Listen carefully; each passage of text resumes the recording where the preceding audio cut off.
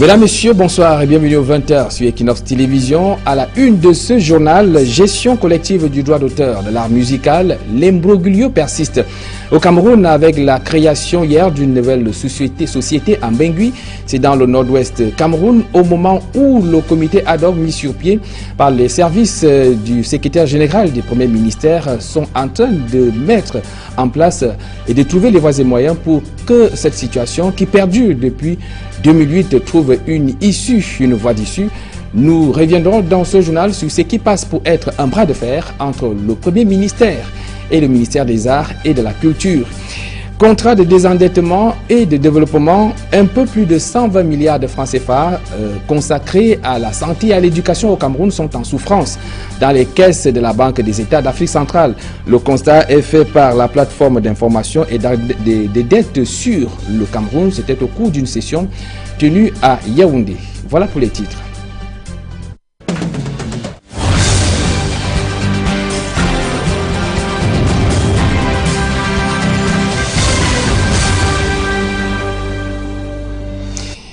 Ouvrons ce journal par ces images. On a frôlé le pire cet après-midi au quartier Newbel. C'est dans la ville de Douala. Comme vous aurez en image, il s'agit d'un dépôt de gaz qui a donc explosé. Vous voyez les images, l'incendie.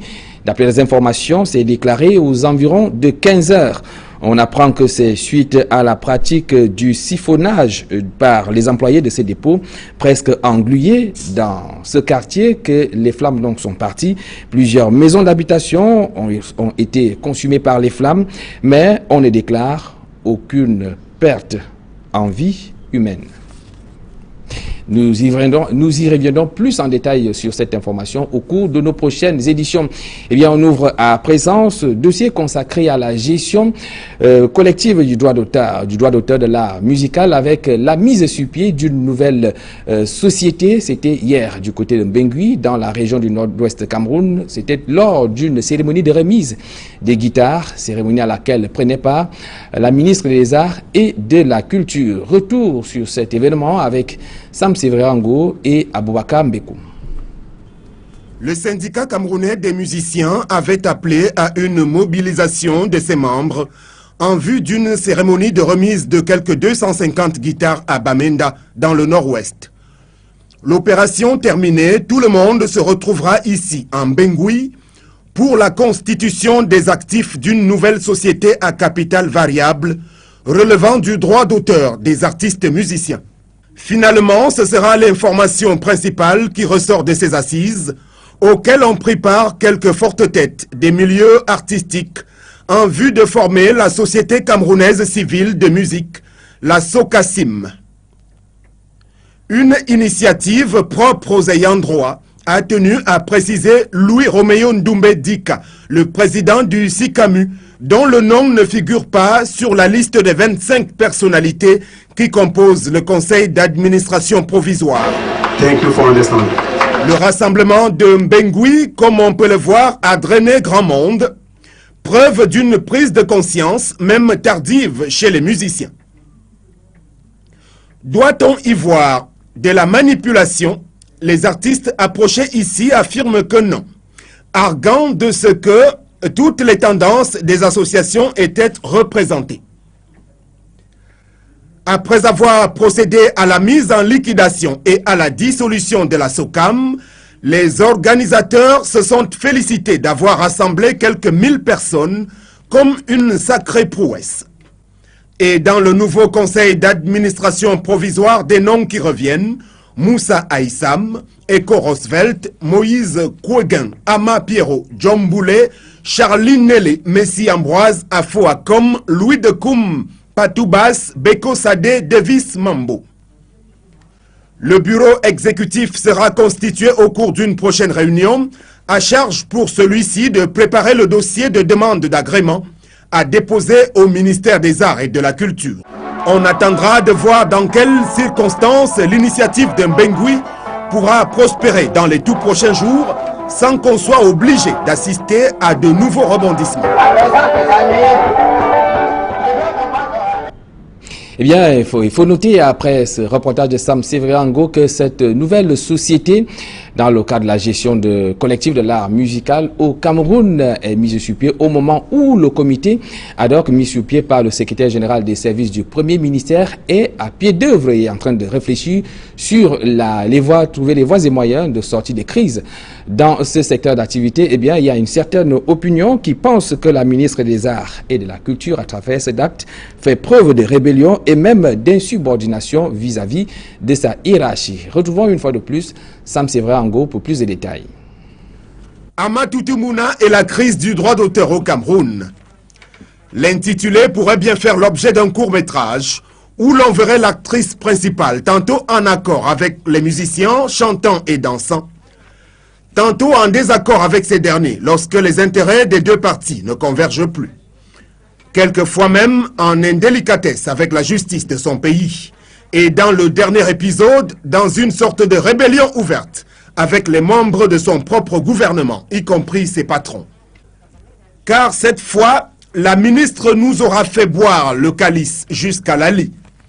Même si au fond, il n'y aurait rien à reprocher à la démarche de Bamenda qui émane d'abord des artistes, seulement personne n'est dupe pour penser que la manœuvre a eu lieu sans la main cachée de la Dame de Fer.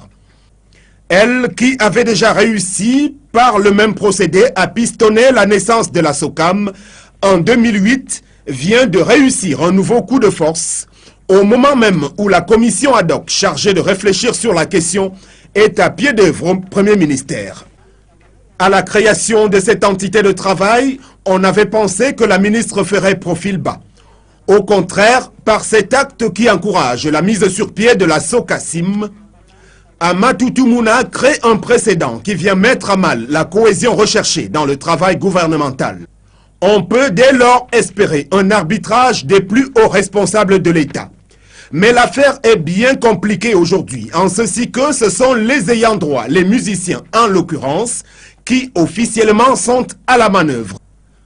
Difficile vraiment sur ce point d'incriminer la ministre et même que la République ici pourra faire attention à susciter une nouvelle colère auprès des centaines d'artistes musiciens qui se sont réunis pour former leur société devant les longues hésitations du pouvoir politique. Le ministère des Arts et de la Culture avait voulu trouver une solution définitive à cette querelle dans le droit d'auteur des artistes qu'il se serait pris un peu plus tôt pour nous éviter le scénario d'une guerre à l'intérieur du gouvernement à la face du monde. Eh bien, quelle est la part de responsabilité des artistes et musiciens eux-mêmes qui sont au premier chef concernés par la gestion collective du droit d'auteur? Tentative de réponse à cette question avec Hervé Kemier et Eric Watat.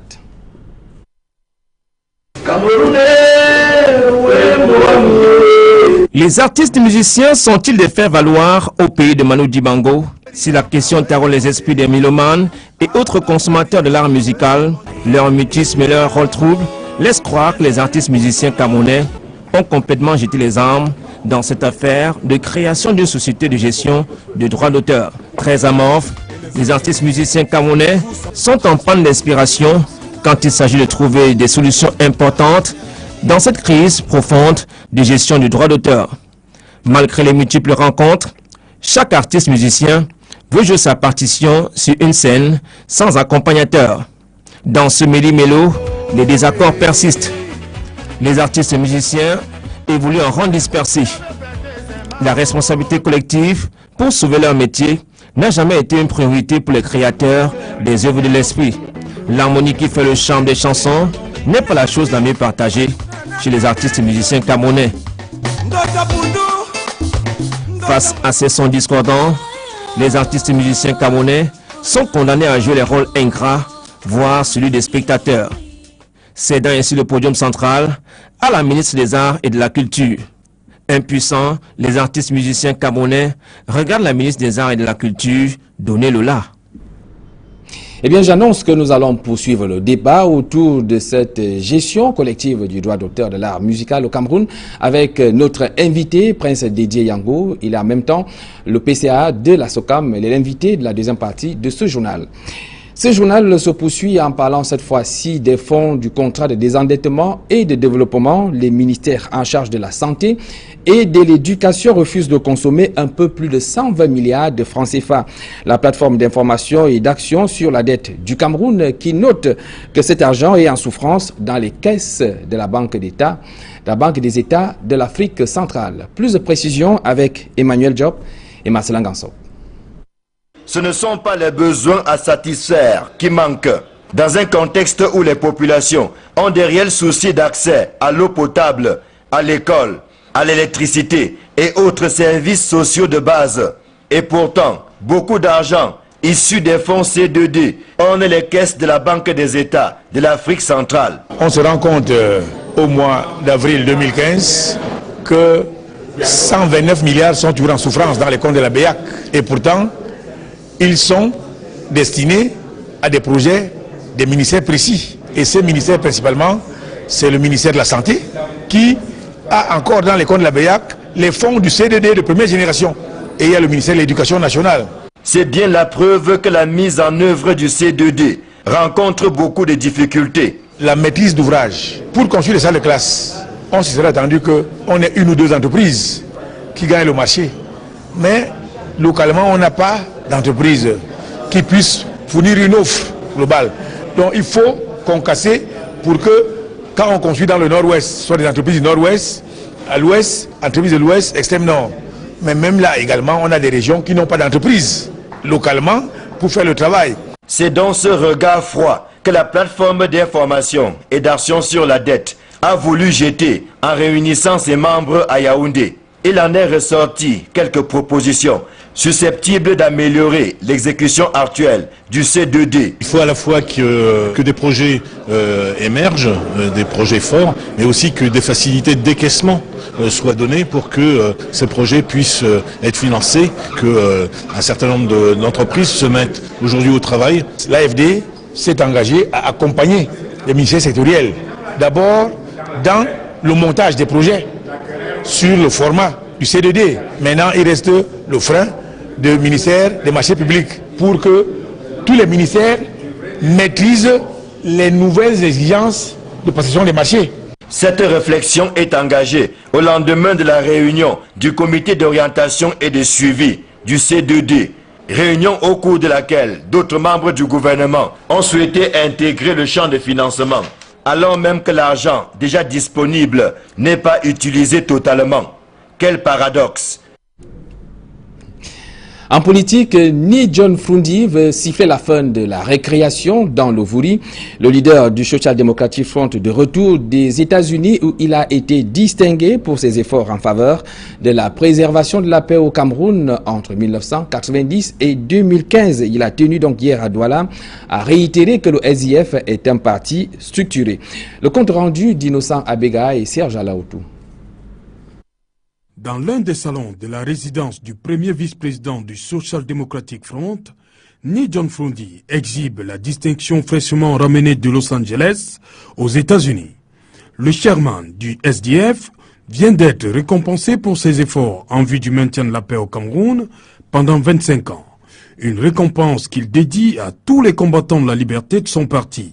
Ni John Frundi croit savoir que ce sont ces indicateurs qui ont conduit l'association à porter son choix sur sa modeste personne. Il évoque entre autres son refus de former un gouvernement parallèle à la suite de la victoire volée à l'élection présidentielle de 1992. Il dit également avoir refusé d'intégrer l'organisation sécessionniste, le SINC. Ce retour de Ni John Frundi coïncide avec une actualité brûlante dans le SDF. La passe d'armes entre le secrétaire national adjoint à la communication, Abel Elimbilobé, et certains cadres du parti dans le littoral. Au cœur du problème, la correspondance initiée par Abel Elimbilobé au ministre de l'administration territoriale et de la décentralisation, afin que l'exécutif communal de Douala 5e soit le reflet de son conseil. Pas de position officielle du parti sur cette question. Martel Ni John Frundi. Un militant n'a pas le droit de saisir l'administration sans l'aval de la hiérarchie du parti. Pour Ni John Frundi, le SDF reste une formation politique structurée où les textes doivent être respectés. Créé en 1990 à Bamenda, le SDF s'apprête à fêter son quart de siècle d'existence. Un anniversaire d'ailleurs placé sous le signe de la réconciliation. Pour Ni John Frondi, tous ceux qui ont quitté la BAC se sont mis hors jeu eux-mêmes et sont libres de revenir à condition qu'ils aillent reprendre à la base. Ni John Frondi, de retour parmi les siens, mais seule ombre au tableau, l'absence très remarquée à l'aéroport international de Douala, comme au domicile du premier vice-président du SDF, Dabel et Limbilobe. En économie, bientôt de nouveaux terminaux au port autonome de Douala. C'est l'une des annonces faites ce jour par le ministre Robert Nkili au terme de 3 jours de visite à la place portuaire. Eh bien, ces multiples solutions préconisées pour le désengorgement de cet espace. Plus de précisions avec Warren Zede et Eric Marcian Djoumou. Ce n'est pas la première visite de Robert Nkili au port de Douala en tant que ministre des Transports. Comme par le passé, il a fait de nombreux constats et surtout des promesses fortes pour pallier les blocages observés à la place portuaire. Ce qui du coup fait de nombreux sceptiques habitués à ces discours sans suite du ministre Nkili. Seulement cette fois-ci, le patron des transports donne 3 mois aux uns et aux autres pour apprécier les améliorations. Pour ce faire, il compte s'assurer du fait que chaque entreprise portuaire respecte les termes de l'agrément l'autorisant à fonctionner. Car selon son constat, de nombreuses entreprises allaient au-delà de leurs prérogatives, d'où les incompréhensions et les lenteurs. Le directeur général du port autonome de Douala nous dresse un schéma. Alors, si je vais exporter mon aluminium, mon caoutchouc, mon tabac, n'est-ce pas, la banane, le cacao, le café, et qu'il n'y a pas de navire pour le faire, pourquoi et au nom de quoi ne devrait-on pas dire que celui qui doit nous apporter ce navire est défaillant? Le ministre Nkili a prescrit aux prestataires en charge de l'aménagement des quais et chaussées l'accélération des travaux afin de faciliter la fluidité du flux territorial. Il exige des usagers une certaine célérité dans le déstockage des marchandises. Plus important encore, il y a la réquisition de nouveaux espaces pour l'entreposage, le respect au niveau des marchandises de toutes les procédures d'entrée au port, le dégagement des services non portuaires de l'espace réservé au port et l'aménagement de nouveaux terminaux. Je pense que les dispositions déjà prises sont en train de marcher, comme l'a expliqué aussi le ministre. Et l'amélioration va donc se poursuivre. Robert Nkili pense avoir trouvé la solution dans cette bagatelle de mesures. J'ai compris qu'il faut aller vite, qu'il faut mobiliser toutes les énergies, les autorités qui sont en place, directeur général, toute son équipe, nos partenaires au développement, les sociétés privées qui sont sur la place portuaire. Voyez-vous, nous les avons sensibilisés, nous les avons mobilisés. Nous pensons qu'ensemble, si nous nous mettons ensemble, si on pose des actes réfléchis, consensuellement prévus, arrêtés, eh bien la physionomie du port de Douala va changer progressivement. Reste à présent aux usagers d'apprécier la matérialisation. Rappelons que le port de Douala porte 95% des flux commerciaux entre le Cameroun et l'extérieur. Suite dans ce journal du dossier consacré à la Journée internationale des travailleurs. Il faut dire qu'à 2 jours de cet événement, du côté de Yaoundé, les syndicats sont sur les starting blocks. Le constat a été fait par nos reporters Emmanuel Diop et Guy Zogo.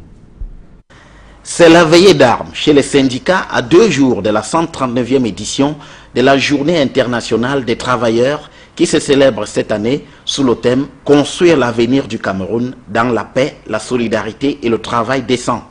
Au siège de la centrale syndicale des travailleurs du Cameroun, CSTC, l'heure est à peaufiner les derniers détails de l'événement. Une ambiance identique au siège de l'Union générale des travailleurs du Cameroun, UGTC. Sur la situation des travailleurs en 2015 au Cameroun, le constat est partagé que les choses vont mal. La situation du travailleur en 2015, elle est assez dramatique surtout depuis les coupes sombres liées à la montée vertigineuse du prix du carburant en juillet 2014. Nous avons protesté sur cette situation. Il y a une structure qui a été mise en place, mais nous n'avons pas eu de réponse à hauteur de nos revendications. C'est ce qui arrive aux travailleurs camerounais dans ce pays-ci. Ça ne peut pas. On ne peut pas le voir ailleurs. Les droits sont bafoués. vous avez des contrats de travail précaires, vous avez des métiers atypiques.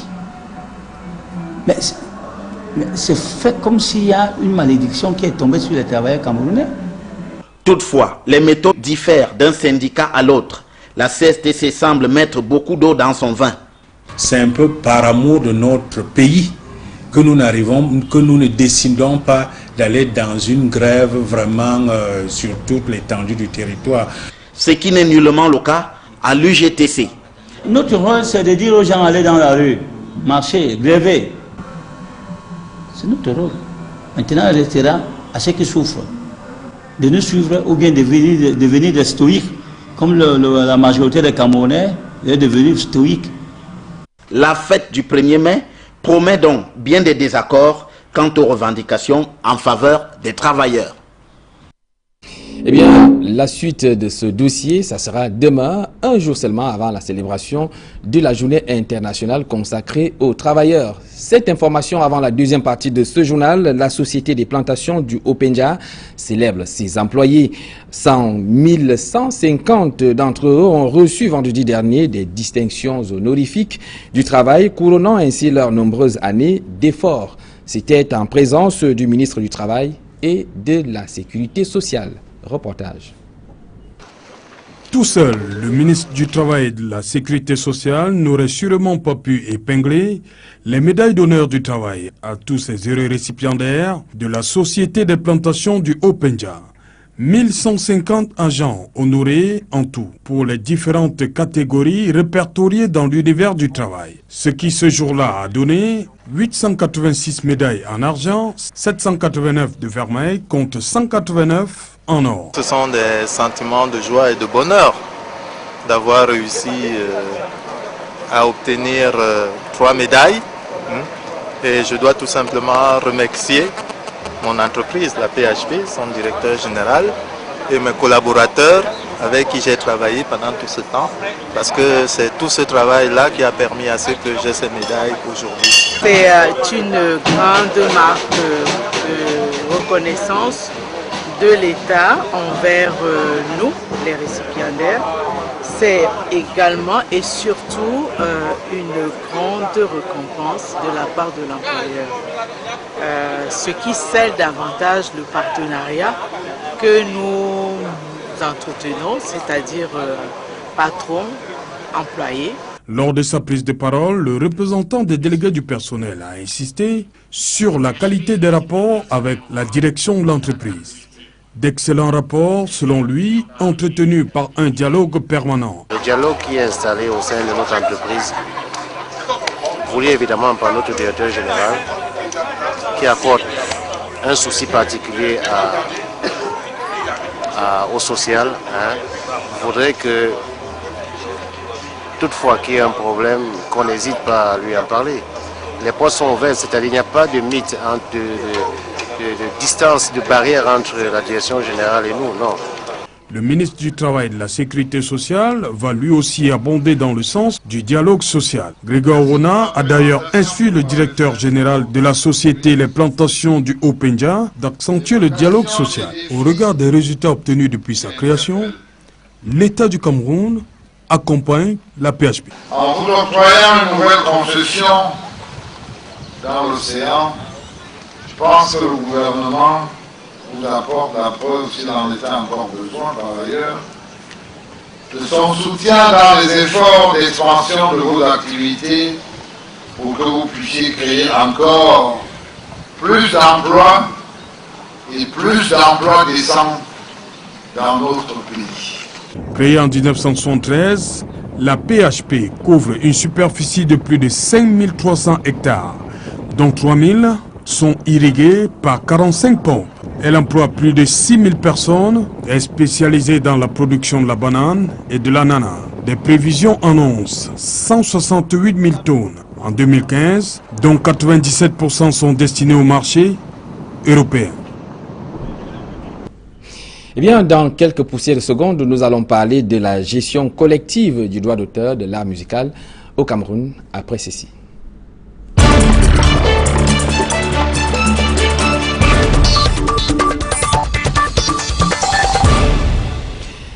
Eh bien, pour aborder cette question, une figure de proue de la musique camerounaise nous accompagne, Ndedi Eyango. Bonsoir. Bonsoir Étienne Parsa. Il faut signaler que vous êtes président du conseil d'administration de la SOCAM. Tout à fait. Alors, vous avez certainement suivi avec tous les téléspectateurs et même l'opinion publique du Cameroun la mise sur pied de cette nouvelle structure qui souhaite gérer, gérer les droits d'auteur au Cameroun. Alors, vous qui ne faites partie ni de ceux qui ont constitué cette nouvelle société, encore moins c'est les membres du comité ad hoc mis sur pied par les services du Premier ministère. Comment est-ce que vous voyez cette situation? C'est tout simplement un autre épisode qui commence. Depuis 8 ans, nous vivons ces désordres. Et puis, une fois de plus, Madame la ministre a prouvé, elle a montré la face qu'elle a. Donc, c'est un autre combat qui commence. C'est illégal ce qu'ils ont fait. Il y a encore une société de gestion collective qui est créée dans son village. Vous comprenez que nous continuons à vivre les mêmes problèmes qui ont commencé depuis 8 ans.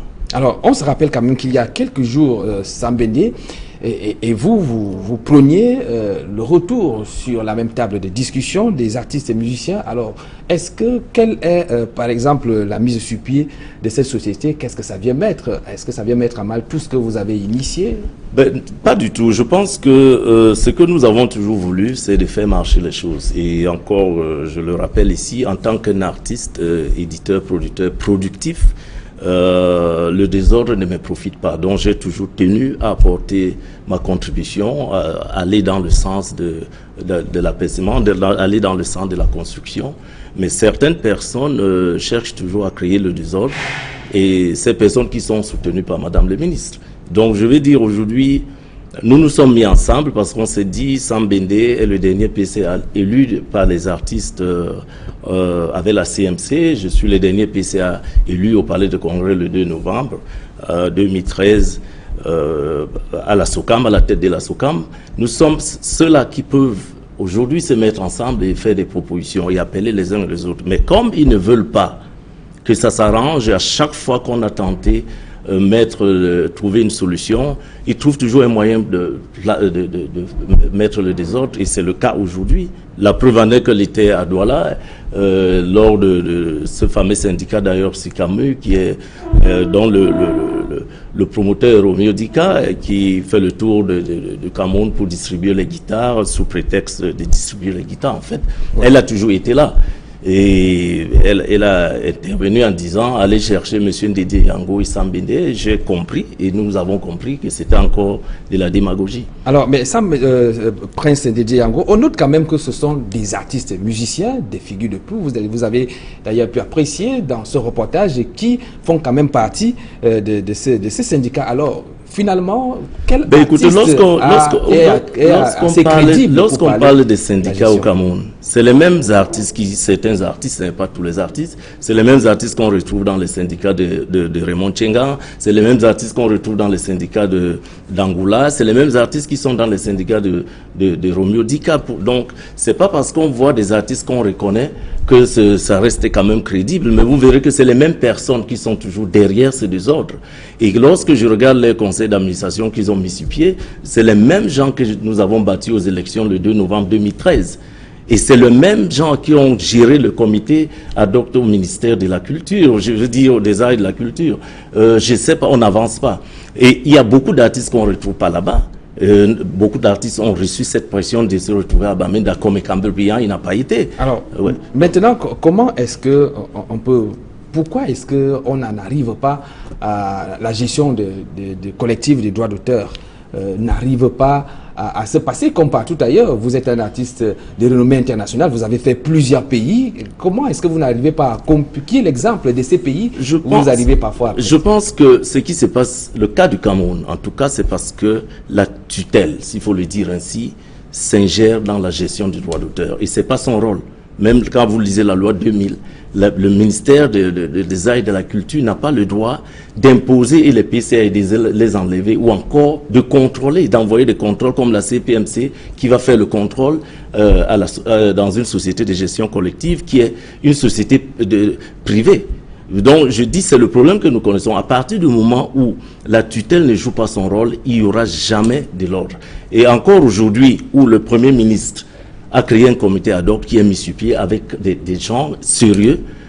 Nous tous devrions accompagner ce comité ad hoc qui est neutre et qui vient du Premier ministère. Alors, il faut rappeler qu'avant la mise sur pied de cette nouvelle société de gestion collective de droits d'auteur à Bengui, vous avez été reçu du côté du Premier ministère. On peut avoir une idée. Mais disons que le comité ad hoc, j'ai été reçu tout simplement pour que j'apporte ma contribution au niveau des informations, au niveau des documents et le temps que j'ai passé comme PCA, et aussi pour faire des propositions.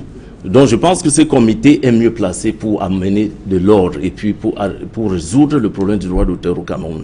J'invite tous les artistes à comprendre cela. Je sais que certains ne sont pas équilibrés, ils ont un problème de, je sais pas moi, c'est la politique de vente.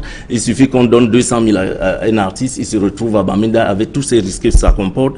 Je dis aujourd'hui, il est important, le Premier ministre est le chef du gouvernement et il y a une décision que Madame la ministre doit respecter. Elle n'a plus droit de se mêler du droit d'auteur, c'est écrit, c'est prescrit. On pourrait également dire la même chose du comité ad hoc qui a été mis sur pied parce que c'est toujours le pouvoir public qui ont mis sur pied. On a l'impression de savoir que c'est une façon de tatiser cette gestion du droit d'auteur. Quel qu'en soit le cas, l'État a le droit de sauvegarder certains intérêts. Disons qu'aujourd'hui, on constate qu'il y a un désordre et le chef de l'État instruit le Premier ministre à regarder ce problème de très près. Maintenant, on a envie, le comité ad hoc a envie de mettre sur pied une société qui répond aux normes et qu'on remette aux artistes et chaque personne qui peut passer va respecter tout ce qui a été prescrit. Et c'est ce que certains ne veulent pas. Lorsque le comité ad hoc demande des documents financiers, des documents administratifs, les documents, ça fait peur à ceux qui ont géré avant. Et c'est ça qu'ils veulent. C'est pour cela qu'ils veulent semer le désordre, tout simplement. C'est presse DJ Yango, cela fait quand même depuis 2008 que la situation perdure. Alors, est-ce que qu'est-ce que vous préconisez si jamais demain, cette nouvelle société qui vient d'être mise sur pied, il lui a attribué l'agrément, qu'est-ce qui va se passer? Ça ne marchera pas. C'est clair que tout ce qui est fondé sur une fausse base, ne peut jamais marcher. Je suis certain que c'est un autre désordre. Elle n'a jamais réussi depuis qu'elle est là en 2008. Et ils ont toujours connu des échecs dans tout ce qu'ils font. Si le problème était Ndédé Yango, comme je le dis toujours, lorsque je rencontre Madame le ministre, elle veut qu'on travaille avec Romeo Dika. C'est une condition. Je ne sais pas quels accords ils ont. Elle a toujours imposé. Lorsque vous ne faites pas sa volonté, vous connaissez le problème. Odile Gassra a connu ce problème. J'ai connu le même problème. Et pourquoi ce sont les mêmes noms qui reviennent toujours quand on parle de la gestion collective du droit d'auteur? Parce que ils n'ont pas un autre travail.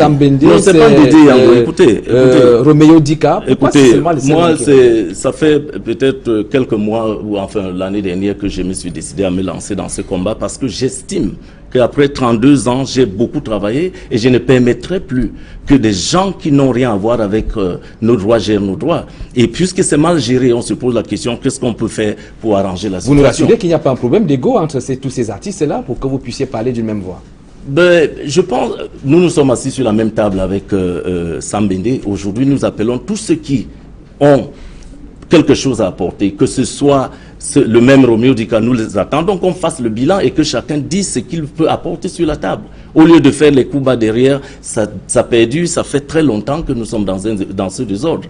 Et j'insiste encore, j'ai dit, le Premier ministre a pris une décision, elle doit être respectée. Il est vrai qu'elle n'a pas respecté les décisions de la Cour suprême. Est-ce que c'est ce qu'on va encore vivre? Est-ce que ça veut dire c'est justement là la question que j'allais vous poser. Je dis, cette fois-ci, on verra bien, mais je suis certain que le Premier ministre ne se laissera pas faire. Alors, Dédié Yango, nous n'allons pas sortir de cet entretien sans parler de votre dernier album. Ouais. On peut déjà avoir une idée de comment il se comporte aussi. Il se comporte très bien. La preuve en est que Merci Seigneur a apprécié partout aujourd'hui et je suis invité par la paroisse de Saint-Cantenaire, l'église évangélique, samedi et dimanche pour une dédicace. Donc, je souhaiterais passer dans les chaînes de télévision pour parler de la musique que de parler des combats qui nous amènent nulle part. Et cet album constitue combien de titres? 9 titres. 9 titres, donc il y a tous les styles d'ailleurs, comme d'habitude. Il y a le Ngono de chez moi, le folklore, il y a Merci Seigneur que j'ai dédié à l'Éternel cette fois, il y a les héros, il y a plusieurs titres. Dédié Yango, peut-être une question qui va peut-être vous déranger, on va sortir par là. Le débat sur votre identité, double identité, est clos? Il n'y a pas de débat sur mon identité. Il n'y en a jamais eu. Il y a un groupe de personnes, comme je dis encore, qui ne font pas la politique du chef de l'État. Le chef de l'État appelle la diaspora. Le chef de l'État reconnaît que ses enfants ont plusieurs passeports. La preuve en est que l'équipe nationale le fait. Là, il y a plusieurs joueurs qu'on appelle des joueurs du Cameroun, alors qu'ils ont peut-être 3 passeports. Ça n'a jamais été le cas. Le Cameroun a un problème de mauvaise gestion, de corruption et des gens qui ne respectent pas la loi. C'est de ça qu'il s'agit. La double nationalité n'a jamais été un problème au Cameroun. Merci Prince Ndédié Yango d'avoir répondu à notre invitation. Merci Étienne Pascal. Mesdames, Messieurs, c'est la fin de cette édition d'information. Mais avant ce rendez-vous, juste après ce journal, dans le cadre de l'émission 237, le débat, infrastructure portière au Cameroun, Douala et Kribi, double emploi ou emploi jeté. Retrouvez Duval Fangoa avec ses invités. Quant à moi, je vous donne rendez-vous demain lorsqu'il sera 20h. Merci d'avoir été à notre compagnie. Bonne soirée à toutes et à tous.